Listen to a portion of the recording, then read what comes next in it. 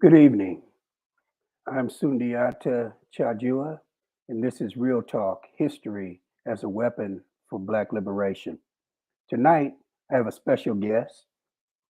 I have Ajamu Dillahunt. Brother Ajamu is a native of New York, but he's lived in North Carolina since 1978. He's a retired postal worker who served as president of the Raleigh area local of the American Postal Workers Union, research and education director of the North Carolina Council of the APWU, and the Southern Regional FMLA trainer. He has participated on the boards of many labor and social justice organizations, including Labor Notes, the Institute for Southern Studies, and the United for a Fair Economy. He has worked for the North Carolina Justice Center as outreach coordinator for the Budget and Tax Center and Workers' Right Project. He continues to do popular education training for the APWU as well as local and regional grassroots groups. He is a member of he is a member and leader of the Black Workers for Justice and a member of the North Carolina Climate Jobs Roundtable and affiliate of the Labor Network for Sustainability. He has done solidarity work in Latin America, the Caribbean, and Africa. He is currently a member of the Southern Workers Assembly Coordinating Committee and the board of the Fertile Ground Food Cooperative. So he has a rich, long legacy in the movement, and it is truly a pleasure for me to bring in Brother Ajamu Dillahunt. Brother, how you doing? I'm fine. Thank you. Appreciate you having me, Brother Cindyada. Oh, it's my honor, believe me. So, Brother Dillahunt, as I welcome you to Real Talk, History as a Weapon for Black Liberation on the Black Power Network. We got to keep emphasizing on the Black Power Network, Black Power Media Network. Now, I want to urge you to be both comprehensive and succinct. So you got to walk a tightrope here. I want full answers, but but we do have a kind of schedule to keep, right?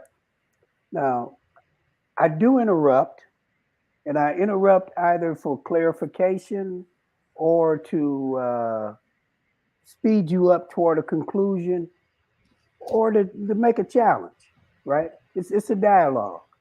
Um, I always begin with biographical questions. I was deeply influenced and remain influenced by my good friend William Cross, Bill Cross of Negrescence theory. It's a theory of Black identity formation. And so I start with biographical questions to try and get an idea how you became the person with the biography that I just read, right? You started off as a little black boy. How did you become this activist, this person that you are today? So my first question is this: can you talk about your class background?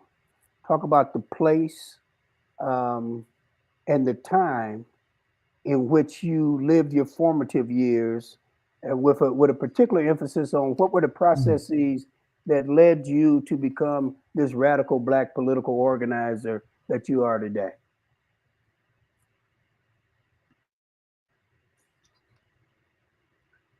Lost the signal. I got you. I can hear you. Go ahead and talk, brother. Mm. I can hear you.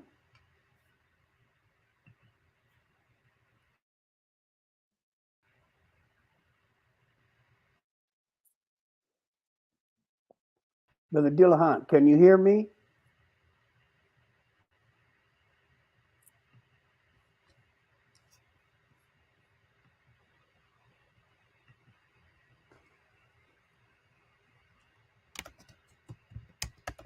Go ahead and talk because I can hear your computer clicking.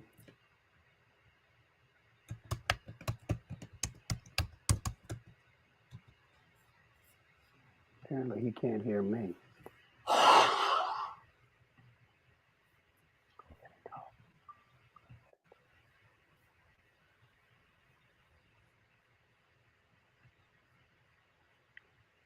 Go ahead and talk, Ajamu. I can hear you.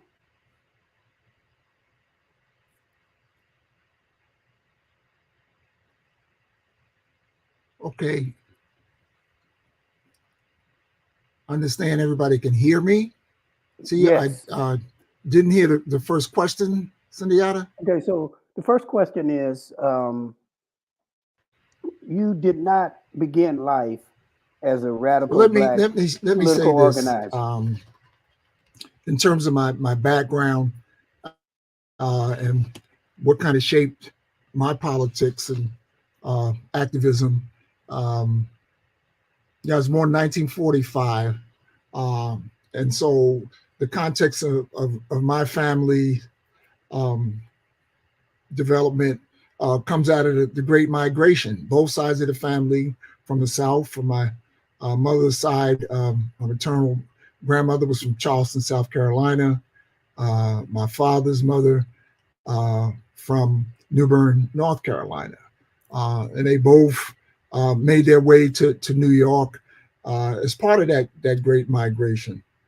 They, they lived in New York City, lived in Brooklyn, dealt with the difficulties of the northern ghettos in the 1930s and 40s, having to live through the Depression and the tough times that brought on to Black families, the kind of northern racism they had to deal with. Um, but they worked hard and managed to do two things that a lot of Black folks across the country did during those times, and that's one is to get into public housing, um, which was important. Just about everybody in my family lived in one housing project or another in Brooklyn. Uh, and the other was civil service employment, transit housing, corrections, sanitation, all those kinds of jobs. And they took advantage of those things. It was easier to find employment for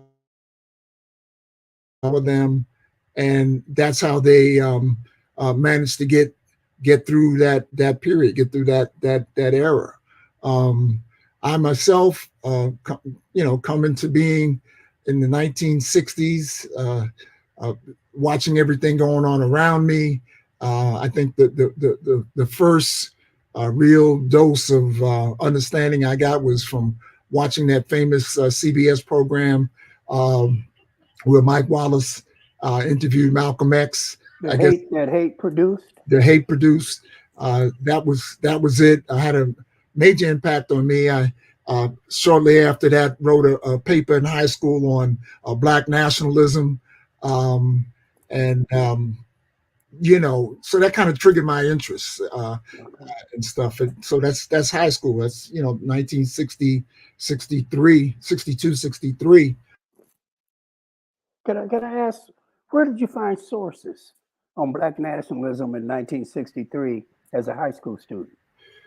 So, I mean, I had this uh, history teacher uh, who was British actually, and he just kind of opened up to all of whatever you want to talk about, all the topics. And I'm still kind of thinking about Malcolm. Didn't feel compelled to move towards the nation or anything like that. In fact, right in our immediate area, there were no opportunities for that. But just the whole idea of Black nationalism struck me, and he allowed us to write whatever we want, and I did.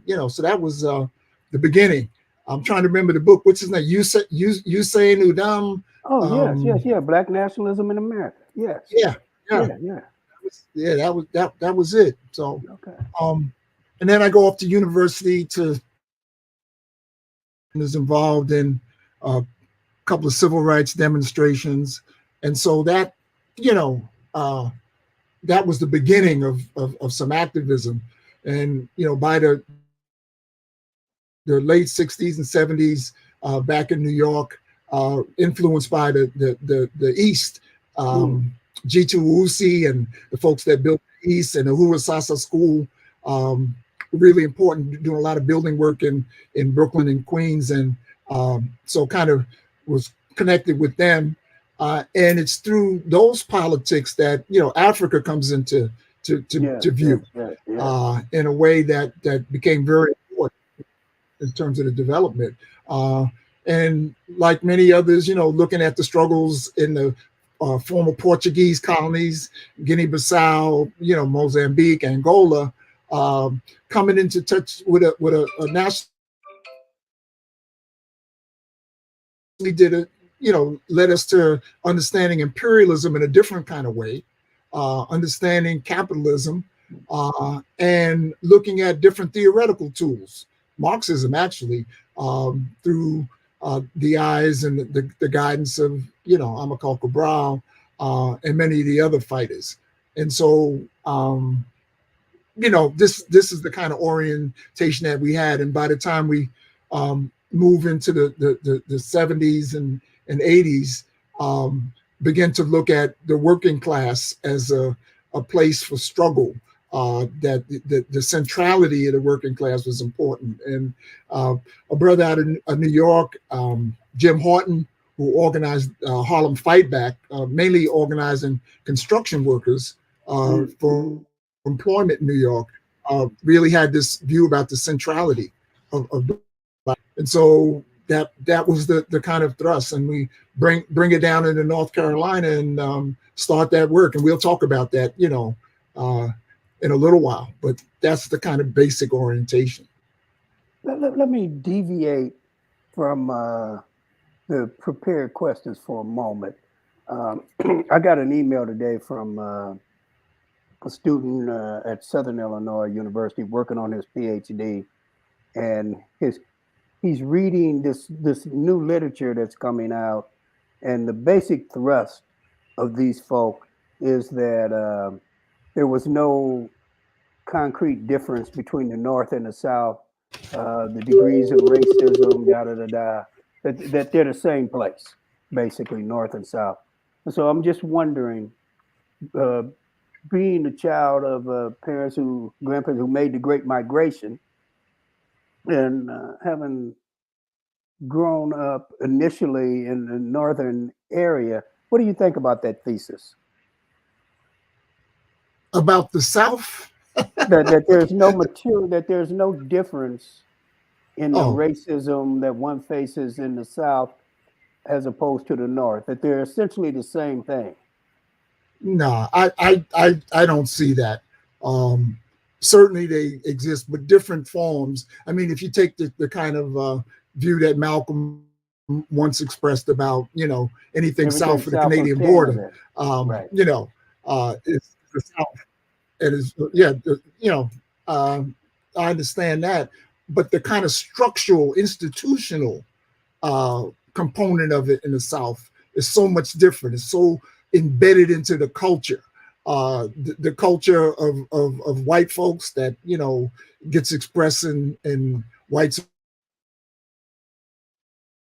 unwillingness to cooperate on anything, even when it's in their own interests. Um, you know, there's that, which is really a big difference, and that has an impact, of course, on our people as well. That's right. How they understand their oppression, how they decide to fight back, whether or not they're going to resist, whether they're going to be passive. All of that, I Well, think, their is very different. capacities, right? Yeah, The degree of resources as well. You know, what I've always been struck by in terms of the people who take that position, that you can only do that if political economy doesn't matter to you. absolutely, Right? absolutely. Yeah, and I mean, when you think, you had asked the question a little early about, or not early, but pre-interview discussions about the role of postal workers and the role they played in Yeah, yeah.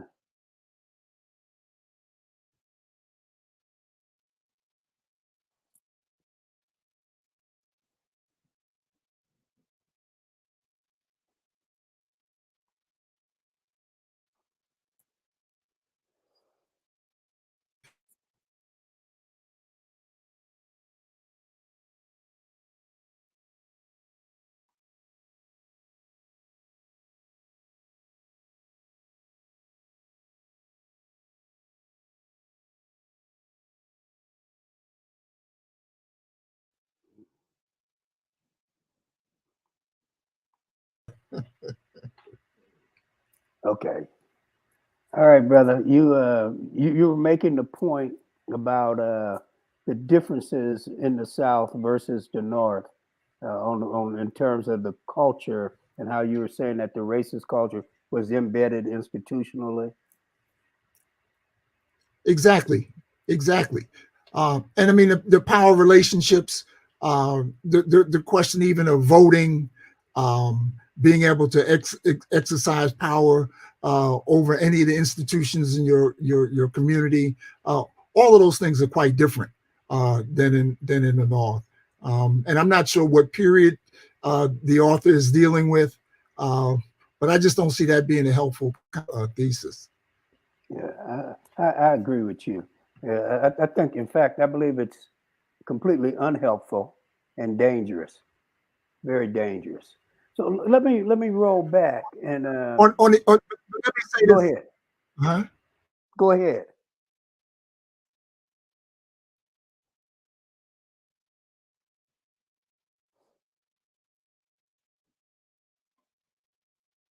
I might have to ask him to.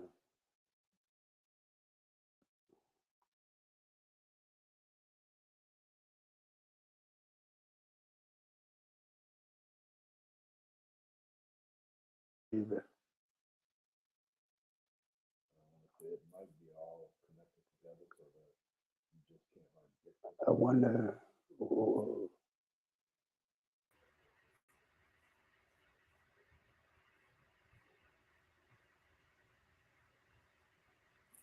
I really All right. apologize. I hope it's not on my end that's causing this problem. Um, I was wondering, is there any possibility of losing the virtual background, if that might be the problem? We can do that. Let's see. Certainly.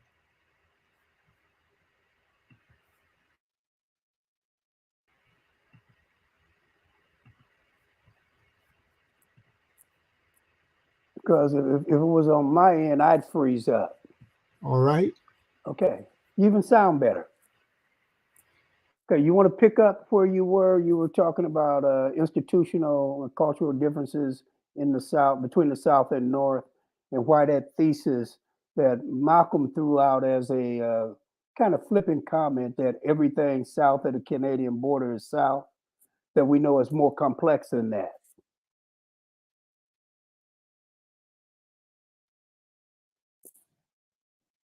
Boy, he's frozen again.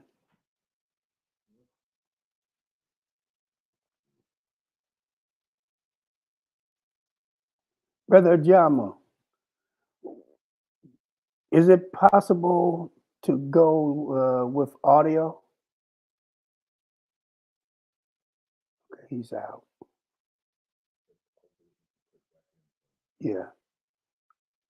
So this is Real Talk, History as a Weapon for Black Liberation. And the question that was posed to Brother Ajamu, who is back, has to do with North and South and this tendency by a group of, I guess George James' name for them is neo radicals, meaning faux radicals, who are pushing this notion that there's no difference in the South and the North. Okay, Brother Jamo. Yeah. So yeah, I guess the last point I was just trying to make is that the demographics of our people, the majority of the black population uh, in this moment, and certainly historically, finds us in the majority living in the South.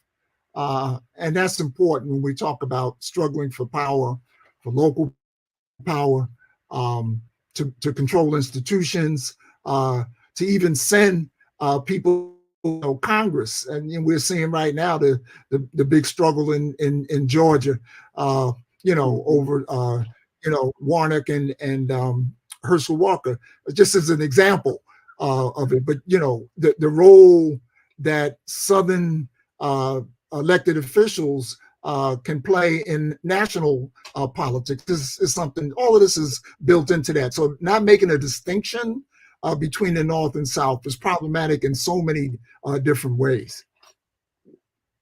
Yeah, absolutely. So I want to go back to your biography in some sense because the coming to understand the centrality of the working class. Um, what was your first job? What did you do? What was that So the experience, first and what job was role did it a play? sexton in my church, a custodian. Ah, Uh, okay. and on Saturdays, all day Saturdays and early morning of Sundays, uh, my job was to get the church ready. A small church in Southeast Queens, but I'm custodian and whatnot. And I had to give that up a little later on when I started running track.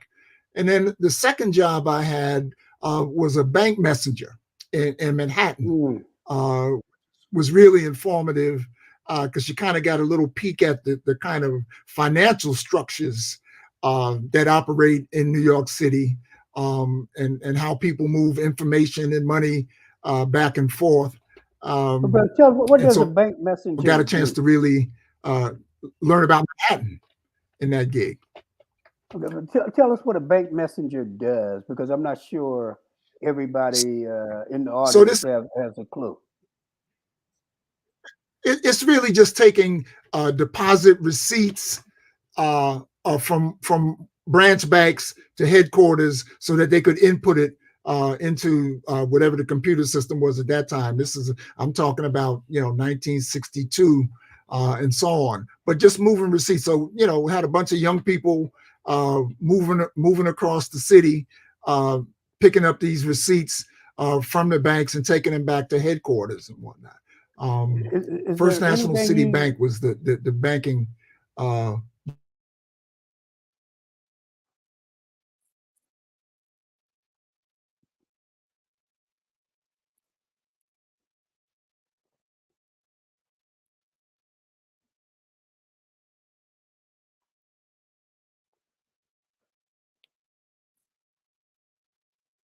I'm going to assume. that I taken with me into my own workplace organizing and my own experience in the postal service and in a factory or two. Okay, now you froze on us. So what is it that you took from the bank messenger job and from your other Hmm. job into developing a concept of the centrality of the working class and your labor organizing?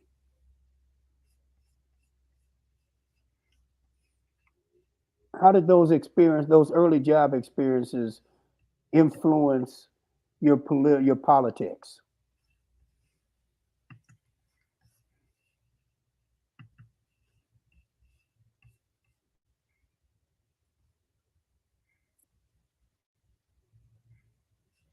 Brother Jamu, can you hear me? Nod your head if you can.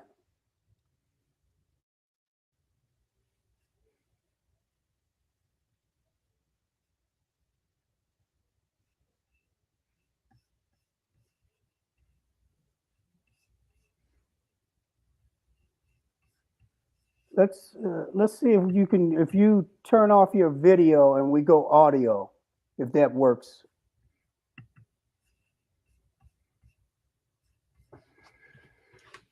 Hmm. Brother Jamu, can you turn off your video and we just go audio?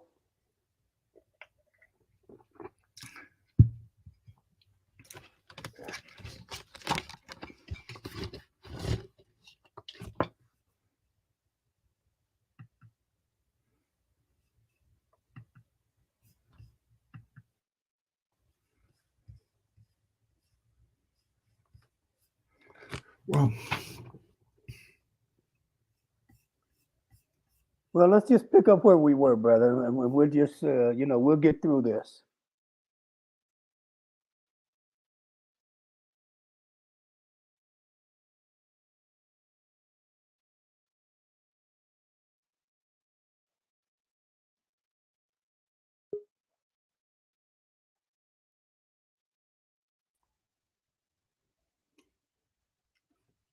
Can you hear me? yeah, Okay. Well, I can hear you. So go ahead. I can. I'm not sure. I'm not sure what to do. Okay. Then let's just keep on talking, and we'll just anticipate it. So If you yeah, freeze I up, just talked about the jobs that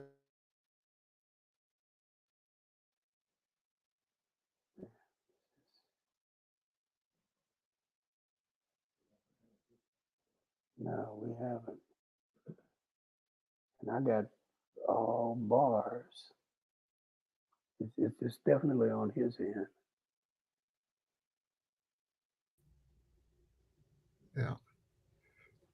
So You know, um brother, I've got a suggestion that why don't you call me and we'll go with the audio off the phone.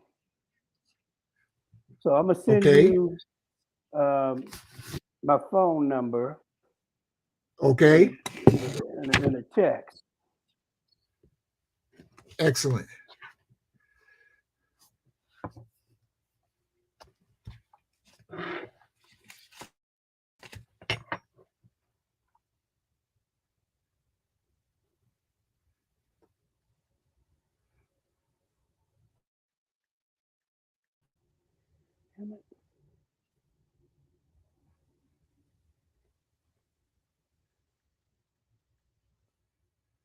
All right, I just sent it to you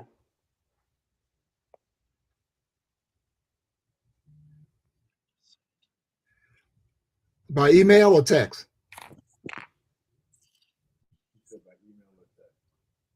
by text. Send it by text. Okay.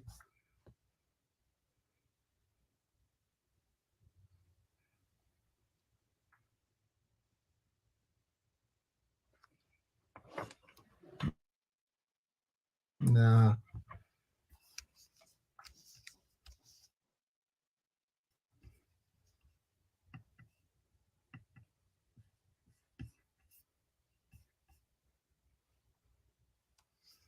Okay, why don't I just call you?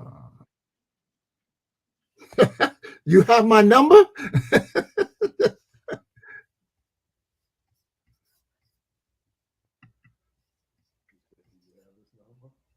Shit, I don't have his number. Don't have your number. All right, here it is. I'm sending it Did the by text email. come through?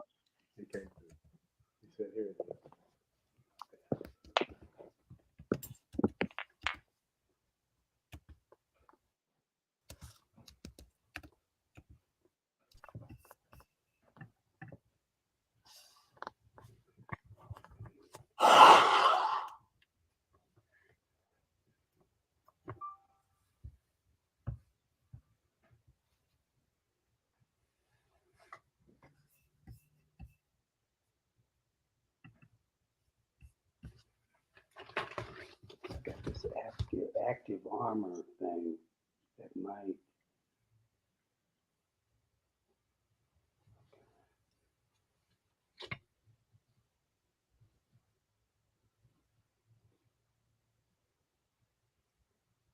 Got it?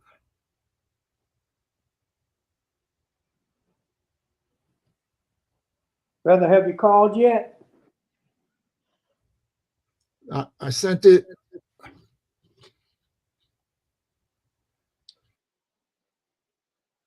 He sent you his number.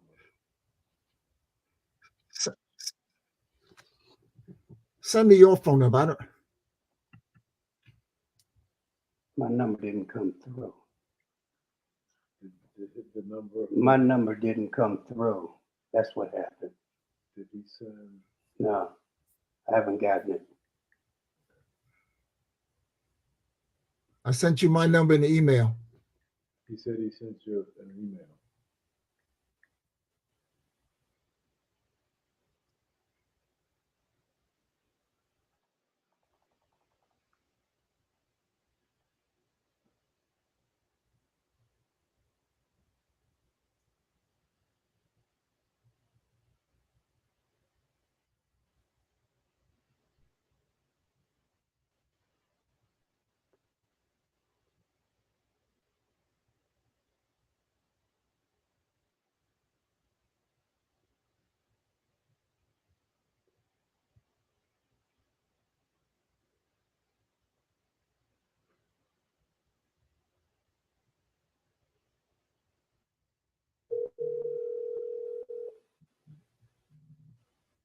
Okay.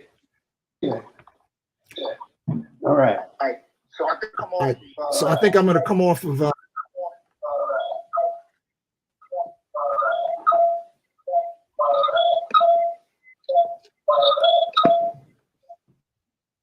Okay. Can you hear me?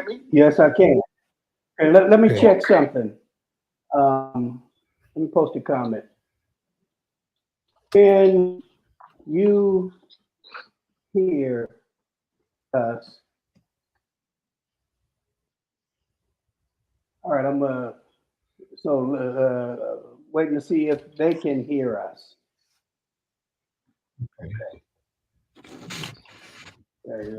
Boy, it's taking a minute.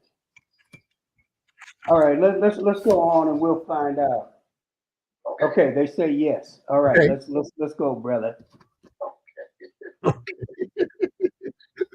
So you were talking about those yeah. jobs and how they fit into or not into your developing a focus on the working class and the working class consciousness. Yeah. So I mean, those jobs didn't play a huge role in that. It's just kind of part of going to work and having some responsibility.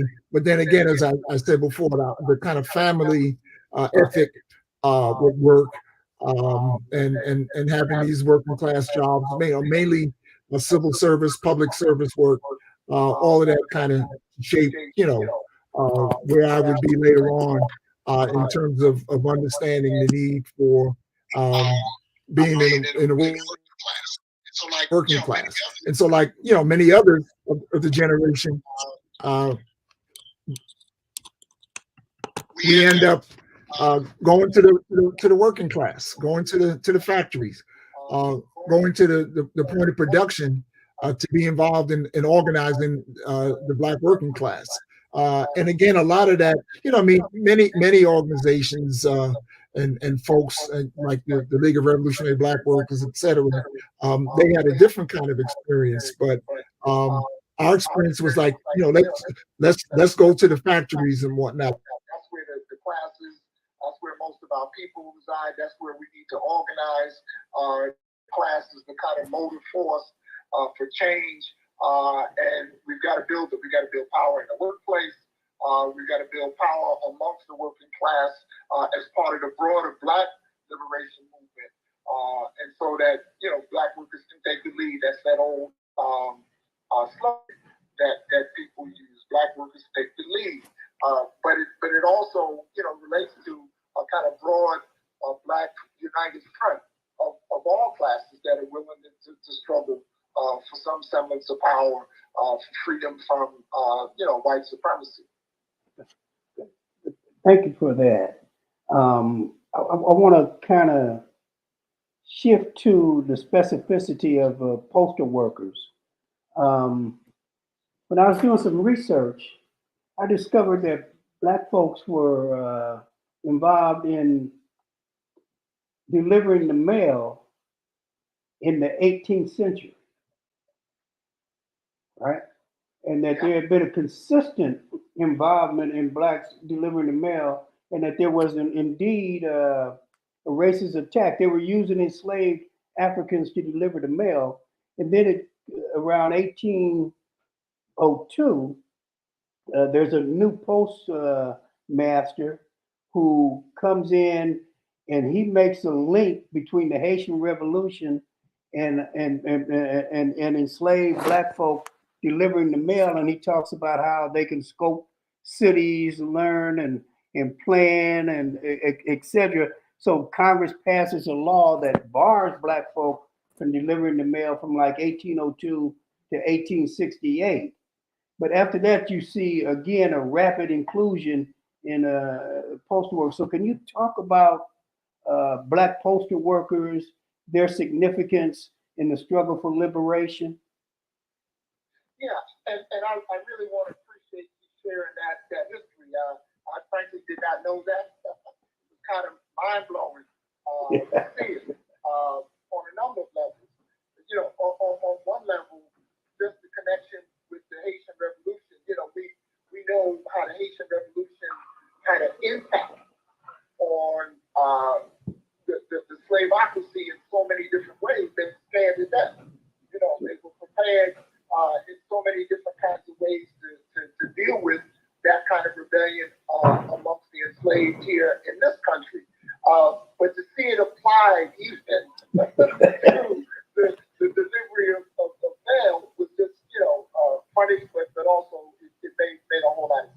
That's right. that they would do that. In that passage that you shared with me, though, I think one of the earlier postmasters who was endorsing this kind of work for the enslaved, he used the term like faithful slaves. Oh yeah, this is this is the first postmaster, the first postmaster general, Timothy Pickering, and he makes the argument that well, let me just quote from him. He says, "If the inhabitants should deem their letters safe with a faithful black, I should not refuse him. I suppose the planters entrust more valuable things to some of their blacks." So that's his argument. But the next guy that comes in takes a very different tack. And he's they're learning the cities. They can scope out and plan. And the Haitian Revolution, Toussaint was quite successful because he had been a buggy driver and he drove all over the island and made contacts. Yeah. And see, this is an excellent point. Historically, that enslaved folks who are allowed to move around, right, become real key figures in building resistance movements. That's right. And so there's during that period during enslavement, but even during the labor movement, we think about railroad workers and getting messages from one city to another in one day. That was impossible to do when you had to maintain some kind of secrecy and whatnot. And I think when we talk about Malcolm, he had a little stint working on a railroad. That's right. That's right. And then moving forward, we think about Randolph and the brothers Porters and the kind of information that they move around. So you got that. That's kind of important. And if you think about it, other industries where that kind of thing happens, there's mobility around in maritime. Going back to enslavement in maritime, that's how David Walker's appeal was circulated. Black sailors. Yeah. So there's that. But on the postal front, so as you move, into the 20th century, and the population expands and mail services expand. It's not just a question of delivering mail, but it's also receiving it and sorting it to go out to wherever it's supposed to go. And so you're hiring more people, clerks, to actually, deal with the mail. And particularly in these large cities where you've got postal workers coming in. And it becomes an important job, even in northern areas. It's a more privileged job. The wages are a little higher. There's a certain level of protection that you have because it's a civil service job. Not to say that there weren't racists engaged in the personnel practices of the Postal Service. But by and large, there's more protection and people can get in and even function in community organizations in ways that people that worked in private industry couldn't do, that worked in retail or whatever. They were, to the winds of white employers who didn't want them to be engaged in any kind of freedom activity. So that's important. And you read about different folks in our history who worked in the post office because they couldn't find other employment that they couldn't be hired as teachers or lawyers, or they were in the post office while they were working on a degree or something like that. And so, you find forces like even Harry Haywood, who's a Black communist organizer out of Chicago, another famous one, Hubert Harrison, a Black socialist in New York in the 1920s, in the post office, and just many others. So, you've got this kind of intellectual resistance kind of section inside the post office over the years. You always had that. And the post office, provides employment for folks. People remember the Robert Townsend movie, There's always work in the post office, right? Mhm. One of my friends, a former postal worker letter carrier, Phil Rubio, who's a historian, wrote a book by that title, and he covers a lot of that history. In fact, I don't know if he got that piece of history that you had, Sunyata, but he certainly talks about the involvement of the formerly enslaved in the postal service all the way up to actually the strike in 1970, which is something I want to highlight here. 1970, during the Nixon administration, postal workers had really reached a boiling point. Their wages were stagnant. People had to work 2 jobs to survive.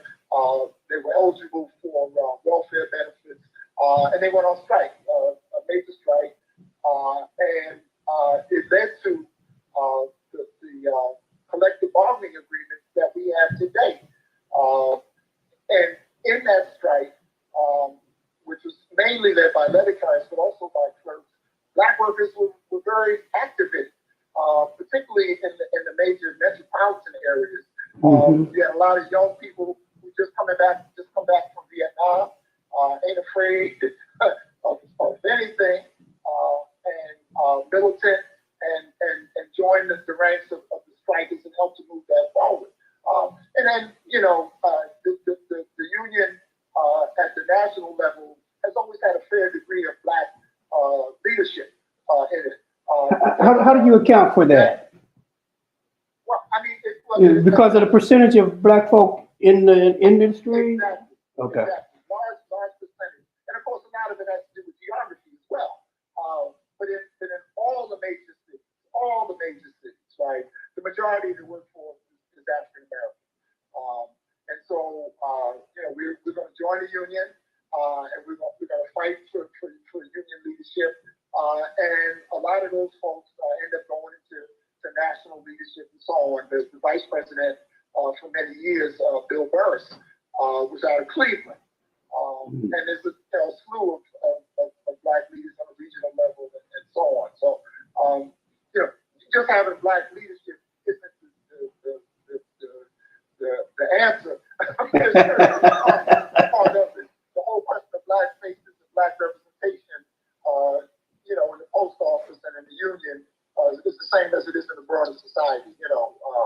Representation isn't enough, but nonetheless, that's been part of it. So, and then I think the last thing I would say, Sunyata, in terms of Black postal workers and look slightly higher wages, more protection, that at least we did see an obligation that we had to other workers who were not organized, who didn't have protections, didn't have a union trying to organize them, and that we've always tried to lend our support to workers that were trying to organize and give them support. So I mean, it's been that kind of relationship, and that continues to this day.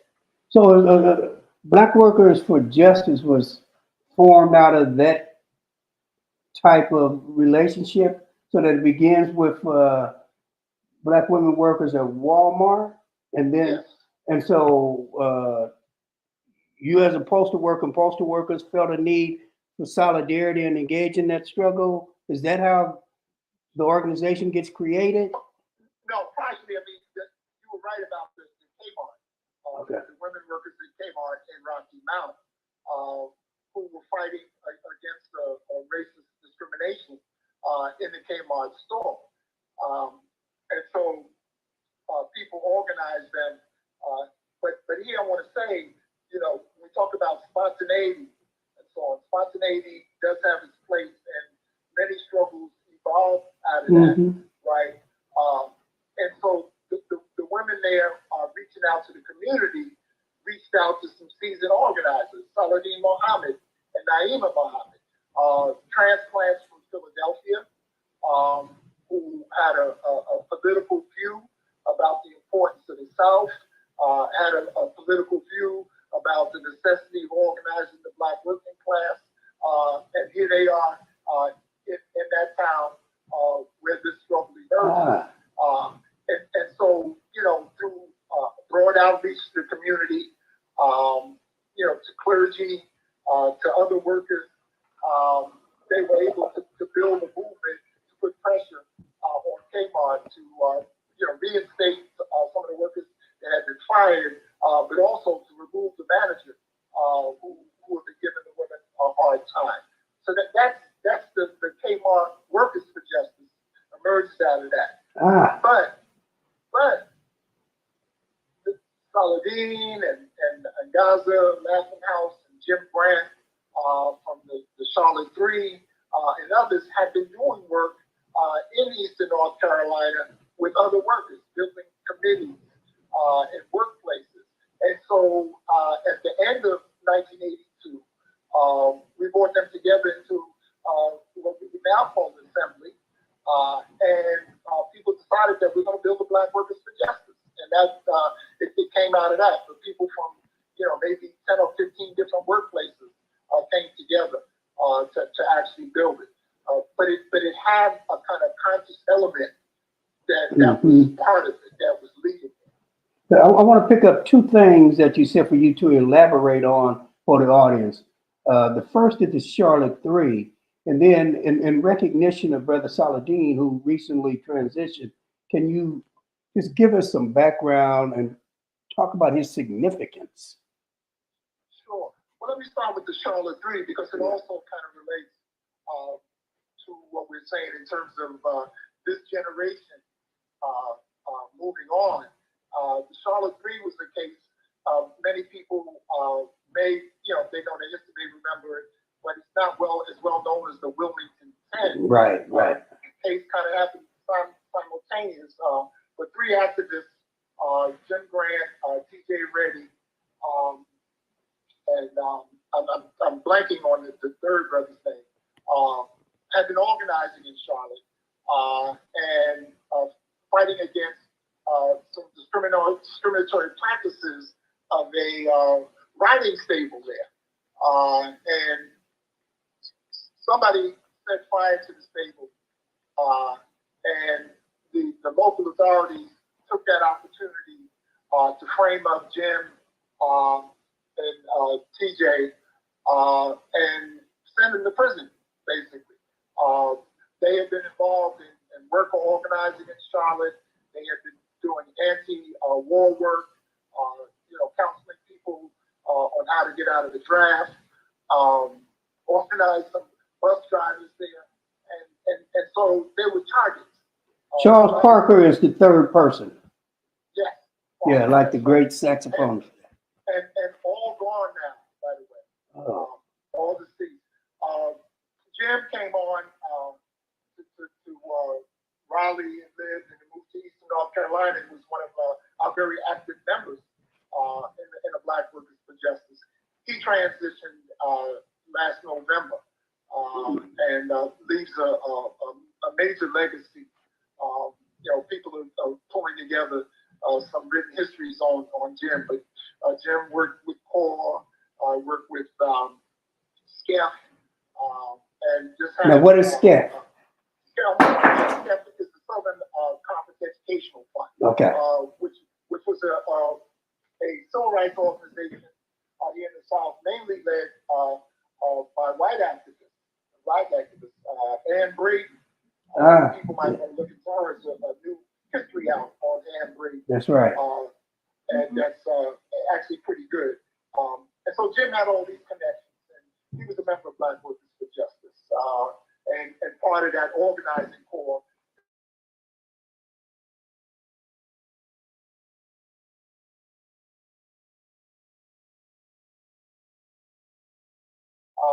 Three weeks ago, was one of the founders of Black Workers for Justice, a staunch trade unionist, a revolutionary nationalist.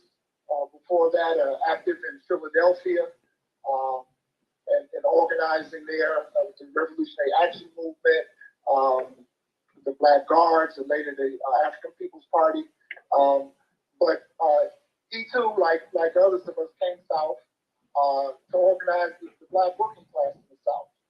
And he dedicated his life from 1981, I guess it was, until just a month ago, to that task, building institutions, helping to organize the North Carolina Public Service Workers Union, and a number of other formations. But the depth of his work is so important. Always, while on one hand trying to build the power of the Black working class, but also to unite the progressive and revolutionary forces amongst the Black community that have been so fragmented, decimated after the 1970s and COINTELPRO. And so, I mean, Saladin's legacy stands out for those efforts trying to bring people together, you know, right to his dying day, and leaves a considerable legacy. There's so much. There's a couple of good websites that contain his information. I can send that to you. Yeah, I appreciate that. Abdullah Kaliman has collected a lot of that from the other, but he's an important force. The last thing I would say about Saladin, who was a dear friend and a comrade, you know, we talk about Gramsci, you know, being an organic intellectuals. Saladin was a working class intellectual from the gate. I mean, just not a student, not a professor, but just self-taught, and became one of the most important, in our view, theoreticians of our movement. And people should study him, and you know, we want to try to continue to build on his legacy, particularly for the younger generation coming on. We're moving on, but they need to grasp this. And I would say it comes at a time when this new book is out on Black women communists, and I know you've seen it, Sandiana. Yeah. I think it's Organize, Fight, and Win. Well, it's Sharice Burton Stella. Yeah. Again, it's come at an important time for the young people that are building, that are the Black Lives Matter movement, and so on. They really need to have this history to help them as they, you know, cut out their own path in this moment. I absolutely agree with you. This the book you mentioned is Ann Braden Speaks, edited by Ben Wilkins. Yeah, we've got to do more of that for our activists. Certainly, Saladin deserves a collection of you know, of his contributions. But Yes. you know, one of the things I found with younger activists is that they don't seem to get the centrality of the working class, the Black working class. I found myself in a discussion during an ideological conference of Malcolm X grassroots movement last weekend, and there seemed to be significant sentiment for organizing the lumpen. And I think that it's connected to the emphasis on prisons and the incarcerated, and that it derives from that. But it seems extraordinarily wrong-headed when Black workers still are central to the continuation of exploitation and oppression in this society, and that many of the technological transformations are in response to struggle. So can you make an argument for why Black workers should be centered, and that the struggle, that we need Black working class leadership, and that should be how we shape this movement, as opposed to organizing the petty bourgeoisie? You know, there's a whole group of historians and sociologists who really do think that the tiny Black middle class built the infrastructure of the Black community and led the Black community, you know, from emancipation down to today. when, you know, the stuff that I read, and particularly if you read any of the urban histories, Black urban histories, what you end up seeing is that it's skilled workers and it's Black folks involved in unions that lay the pathway for a struggle and that create the base, i.e., these Black businesses didn't have white clientele. They could only grow on the backs of Black business, right? And that created a different type of small Black capitalist sector, meaning that they were independent of white capital and they were dependent on Black consumer base. So they were more likely to defend the interests of the Black majority, the Black working class. That's not the case today with the Black capitalist class. Their base is no longer the Black community. But can you just speak to why the emphasis on the petty bourgeoisie, the capitalist, and the emphasis on the lumpen is wrongheaded, and that it's the Black working class that we need to refocus our attention on in terms of organizing? Well, I mean, I would say that in terms of that focus, and I'm surprised to hear that, but I mean, this is not the first time that the argument has been made that the so-called lumpen, that is those who are almost D-class, that don't work, don't have a relationship to work at all, that are involved in petty crime, maybe not so and some not so petty. right? Yeah. That those elements can make change. And we've been there before. And I would argue that there shouldn't be some level of engagement with those forces, but not to the exclusion of organizing the Black working class, right? And I mean, we talk about the political economy of our oppression, right? And the strongest weapons that we have to be able to fight back, right? It's people who are strategically placed in the economy, right? That can have the greatest impact on society. So we talk about, on one hand, recently Dr. King talked about civil disobedience and bringing things to a halt. You can bring things to a halt by sitting in. That's one way to do it. But you can also bring things to a halt by not working. That's right. Right? That's right. By general strike. Laying down tools, by not loading ships, by not driving trucks, by not delivering the mail. All of it. Those are the key things to be able to make some change. And so understanding that, I think, is very important. And then the other thing, I mean, in terms of class, and you mentioned the petty bourgeois sector, what is it people have to lose? What makes them staunch fighters that are not likely to waver? When we talk about we have nothing to lose but our chains. Okay, it may not be that dire in the sense that it was kind of laid out by Marx and Engels in the early days, right?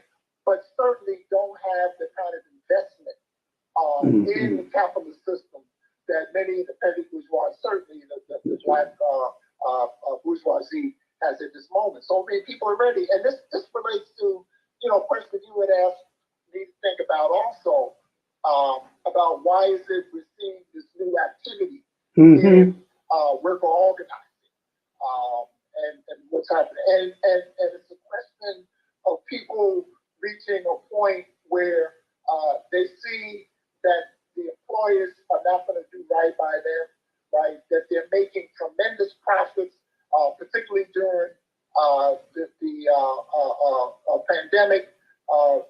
Outfits like Walmart and Amazon and all the others are just making millions of dollars, right? And yet the wages of workers are stagnant, and the working conditions are even harder. And I mean, I think people got a good look at this, like, we're essential workers, right? Yeah. But you can't even provide protective equipment for us. You're making us work in conditions that put us at risk, put our families at risk. And so we're not having this anymore. So it's that kind of challenge that's there that's important to see in terms of being able to struggle and fight back. And that's not going to happen with people in the middle class for the most part. They're just not going to do that. Some of them are being pushed down, I guess, in this period that we're about to face, but I don't know what might happen with them because, you know, we're facing another economic crisis or deepening of that crisis. And what will happen to their jobs, we don't know. But again, fundamental to our movement has to be the emphasis on the Black working class. But and it's not to the exclusion of other class forces. We got to try to, you know, find a way to unite wherever possible. And you see that in some formations. For example, while you mentioned that a number of Black organizations have remained silent on the fight for 15, right? But then on the other hand, no, I don't know that it's silence as much as it is lack of engagement. okay, Right, like I don't know any Black liberation organization that wouldn't say, you know, the fight for 15 is important, but they don't dedicate cadre. They don't work on the issue. They don't build bridges to what is essentially Black workers engaging in the fight for 15 at the local level, at least, is led by Black workers. yeah. But that's interesting because I was just thinking in the context of the broader national movement, and not, you know, when we say Black liberation forces, you know, we might want to delineate, you know, what we mean by that. But just in general, you know, Black freedom organizations, I'm thinking of like the Poor People's Movement, for example, this current iteration. So they focused on poor people and on wages and on voting rights. And they've been very, very active in the fight for 15 since they came on the scene, right? And I guess, you know, the early versions, you know, Dr. Barber, Reverend Barber, you know, has always been engaged in that. And so you see that kind of thing. They understand the importance of the Black working class in terms of wages. I mean, they know who they're supporting. They're supporting Black workers. They're supporting poor people. They're supporting low-wage workers, and that's critical. And if people can't understand that, you know, they don't understand the economy. They don't understand the strategies and tactics that need to be developed to transform this thing. Thank you. So I want to push one more question before we go to the comments from the audience, and there's quite a few comments that I want you to engage.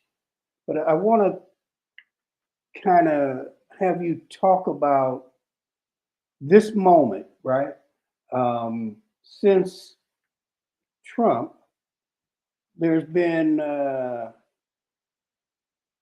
renewed fight back across a range of social movements, right? Women were one of the first to organize during his inauguration against that character and, you know, his statements and deeds. We've seen the LGBTQ community ramp up its activism.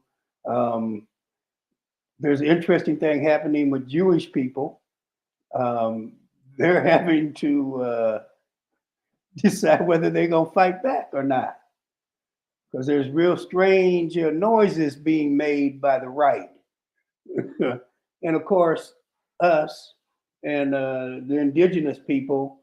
And despite the racism coming out of Los Angeles and that group of petty bourgeois Latinos, Latinx community has also been mobilized. So what is it about this moment beyond the fact that Trump rolls this rock back from the cave and these creatures slither out into the light more than they've been? What else is going on that explains just the renewal of struggle in this society across sectors? what we see on the ground. What we see on the ground Has contributed to that. And in particular, the rebellions as a result of George Floyd's murder. I mean, things have been building up certainly prior to that, but they came to a head at that point. And I think although some of the street activity has certainly been drawn back, people can't maintain that level of struggle for months and years and whatnot. I mean, we saw that in Ferguson as well. That was your own experience out there. You can't maintain resistance like that. But it brings new people forward, new organizations, new cadre. At least if we address them, we can build new cadre. But you had that. You also have again, right now, the overturning of Roe v. Wade is important. It's got people in motion. All these things are happening. The renewed or the developing climate justice movement. People concerned with the environment in serious ways. All of these things are kind of like coming together to get people fired up. So I mean, so it's like on one hand you might call it a perfect storm, but in that perfect storm we've got this danger that you alluded to of the right. And as we speak, 3, 4, or 5 hours ago, the committee, the January committee, recommended to subpoena the Orange Man. Yeah. You understand? And what will the result of that be? Right. Right. And not so much from his legal team, and what they decide to do, but from his base, from his mass That's base. right. And while we've identified these growing movements in different sections of it, in my opinion, we're not ready. We don't have the united front in place yet to really be able to resist what's going to be there on the ground. It's kind of like what did Malcolm say? We got to act like it's already too late. And I think that's the situation that we face now. These folks are armed and organized. They're trained in tactics. That's right. And we're just not ready for it at this point. And so I think a more anxious approach to our organizing and building the united front has to happen because if not, we're not going to be able to have these conversations a year from now. That's right. Online, it's that dangerous in our opinion. I concur. I'm going to turn to some of the questions. T. Brown raises the question about the current trend by Trump's Postmaster General, right, toward privatization of the Postal Service. And can you relate that to the history of labor struggles in the Postal Service? Yeah, well, I mean, that's an excellent question. And I mean, it's been something that for years has been a threat that, corporations and elites have wanted to get what they think could be a cash cow, take it out of the commons, take it out of the hands of the people. This is like one of the most important and loved public institutions. That's right. Actually, the Postal Service. And so they've been wanting to do it. There have been threats over the years. I think the closest that they've come to is in this last period with Trump's appointment. And so the struggle continues. I mean, Congress kind of stepped up and did some things to hold them off, but he's come up with a 10-year plan that essentially calls for closing down a number of facilities. We've already seen the change in delivery standards. Oh. Okay, right? Because I get my mail at 6 p.m. Oh, no, hold it. No. See, you're doing good. You're early. What? Right? I get my mail at 6 in the morning. Now it gets delivered after 9 p.m. But I'm not going out there to get it until the morning. The carriers are subject to this, right? They don't have enough staff, Yeah. right? The way they rerouted the stuff, so the workers are in danger because you don't want to be out there delivering mail. Right. Not, That's right. If you live in certain, whether certain communities, or you live with cluster boxes or mailboxes on the street, your mail may not be safe. You got all that, and so delivery standards have been changed. What used to take 1 day or 2 days now, 3 or 4 days, Right. and so on. Right. And so he's degrading the service, and that's part of the fight. Getting Trump, not Trump, but Biden, to change the composition of the board. Is important, and that struggle continues as we speak. But yeah, we're in real danger, and so people have to speak up on that. That's one of the most important public institutions we have, and they're trying to do it in. Absolutely, and that's how they degrade the service. Then they get people complaining about the service, and then they use that as justification to privatize. I mean, exactly. we deal with real slick criminals. Now there's a generic kind of, well, I don't. It's not generic, but there's someone who wants to learn more about Black Workers for Justice. So can you point people where to go, and can you say a little bit more? You talked about the origin story, but can you talk about what are you doing now?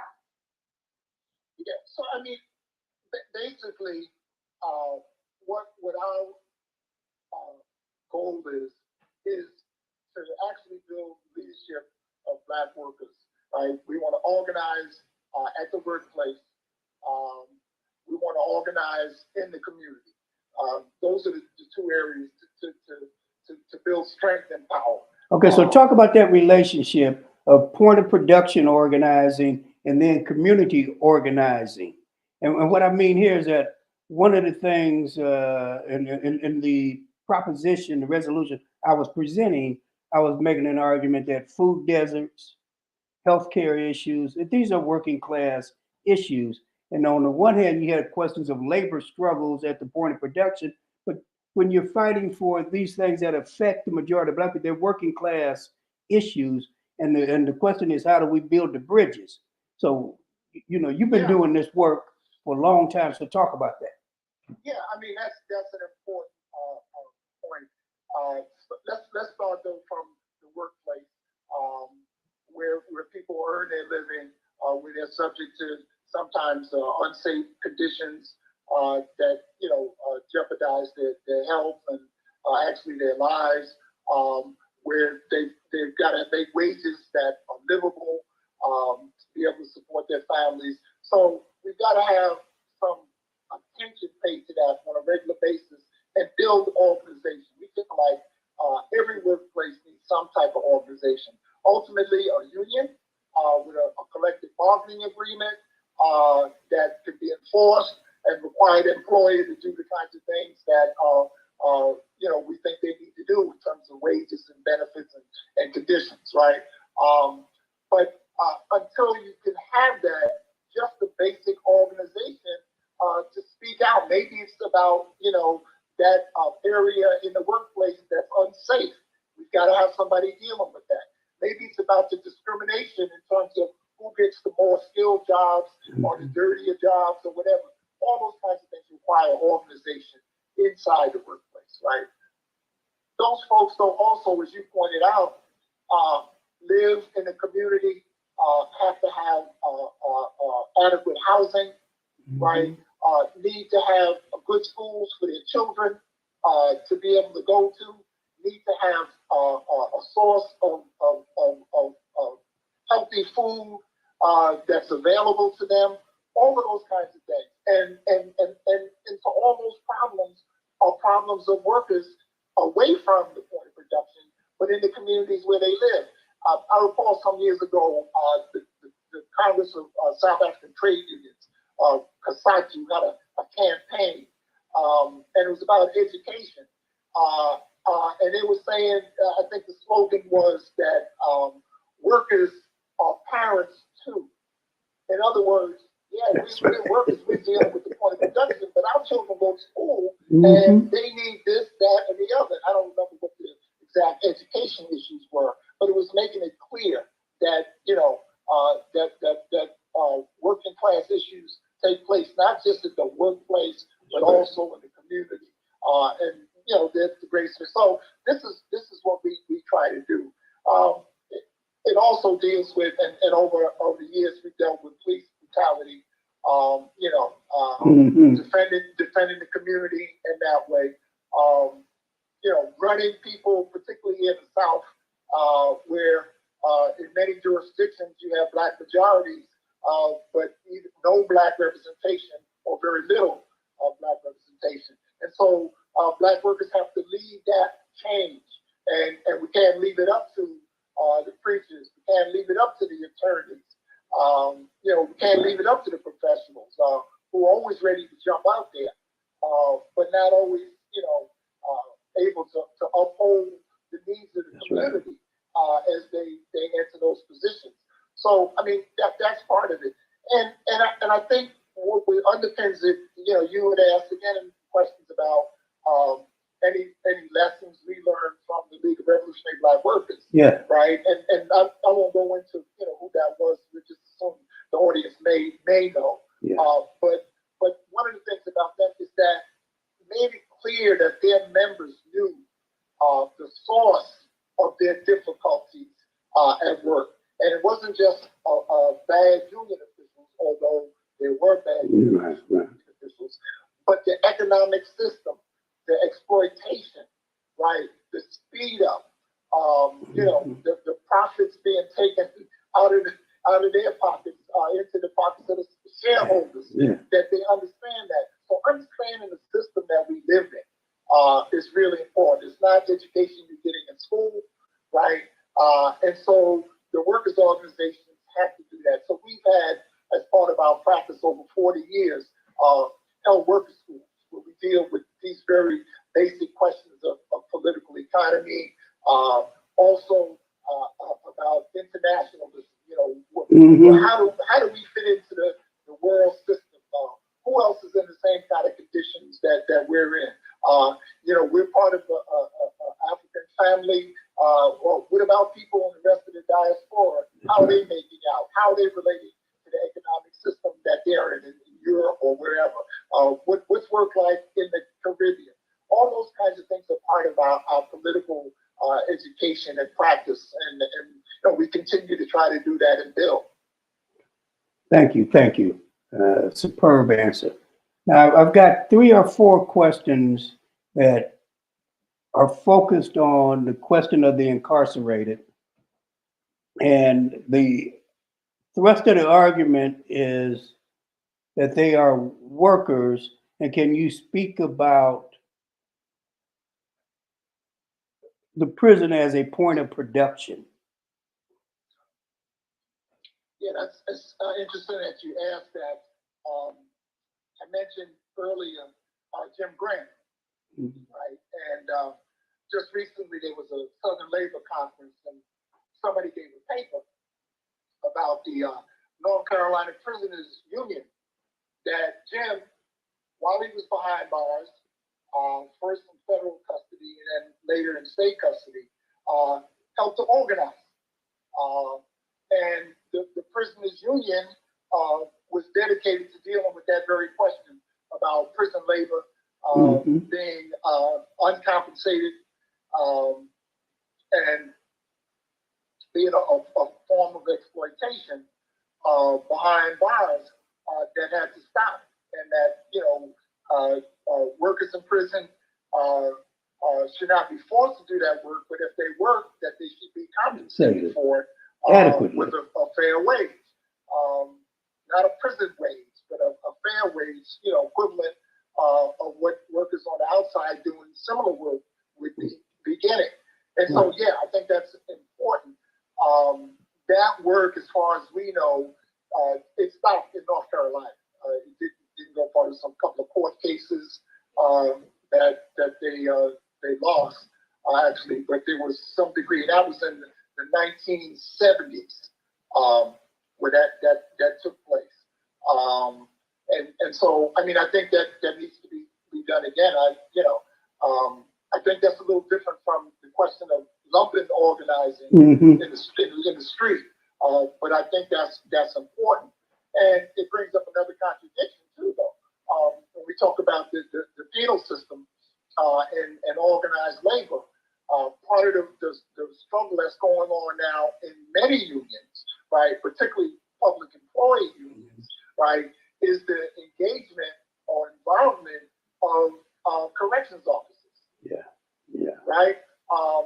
And corrections officers are represented by, I think it's 4 unions now that have representation there. But, people understand that they're part of the system and don't have the same kind of interests that the workers have. And so they shouldn't be a part of the same organization. And of course, that applies to the police for sure. You damn right. As well. They shouldn't exist. Yeah. But that's part of that struggle. Yeah. I want to press you because there's some things that I think there are implications from those questions, and one such implication is that popularly in the Black community, and certainly that film that Ava DuVernay did, The 13th. 13th Amendment. Yeah. They argue that prison labor is slave labor. Well, actually, they argue that being incarcerated is slavery. Yeah, I mean, we know that to be just utter foolishness, not understand political economy. But the question of whether or not prison labor is slavery, expropriation, how do you respond to that? And that it's well, let me give you the related argument is that prison labor is a significant factor in this capitalist economy.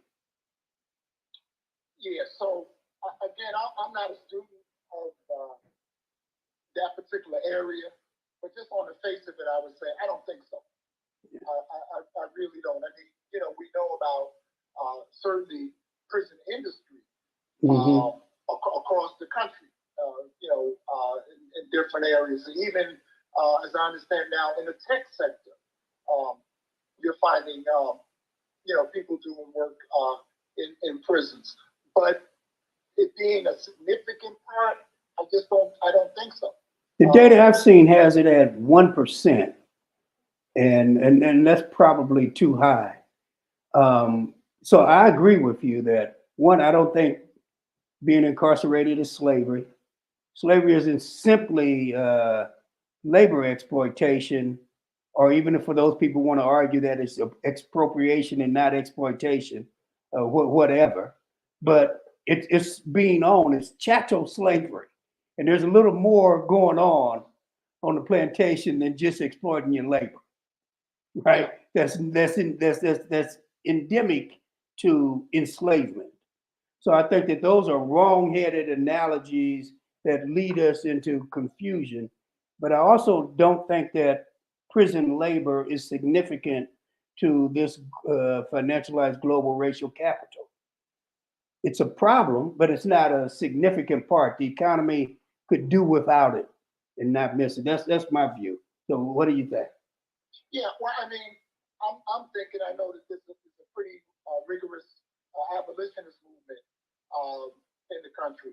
Yeah. And I'm not sure. I mean, I know that in terms of what it is, their critique of the prison system and incarceration, the whole carceral system, that prison labor is part of it. That's part of the critique. Right. I would be curious to know how it is they see dealing with that in this moment.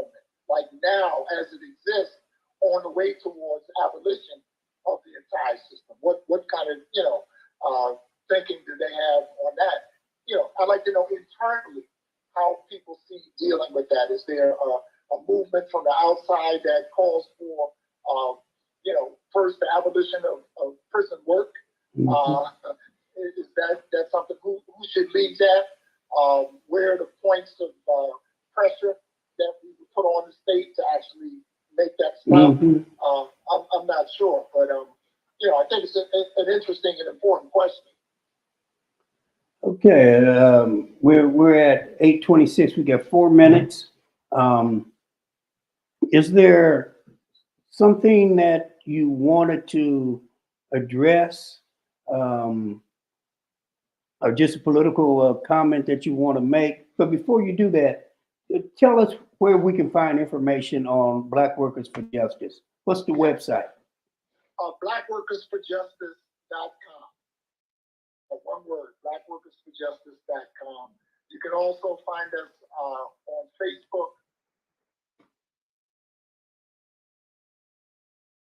And look forward to people checking us out. It's also, we didn't have time to talk about it, but I would also encourage people to check out the Southern Workers Assembly. Okay, and that's at southernworker.org. It's part of a project that we've been involved in since 2013 to organize Southern workers to build assemblies across the South to build a rank and file democratic militant trade union movement. Okay, thank you. Okay, so we've still got, the last word. the last word. I again appreciate the opportunity to talk with you and folks. We haven't talked in a long time, so this was just good on that level. But I just want to suggest that the urgency of building functioning united fronts amongst our people is just a screaming, crying necessity right now. There's so many things we have to do, and we can't be thrown off by some of the other kinds of extraneous things that get our attention these days. And I'm thinking about maybe in the sports world and in the entertainment world, and I'm certainly for sports, for entertainment, right? But the amount of attention that it gets from us is dangerous. Absolutely. In this moment when these other things are happening, and we need to kind of take a look at what the dangers are in the moment and what it is we need to do to counter those things.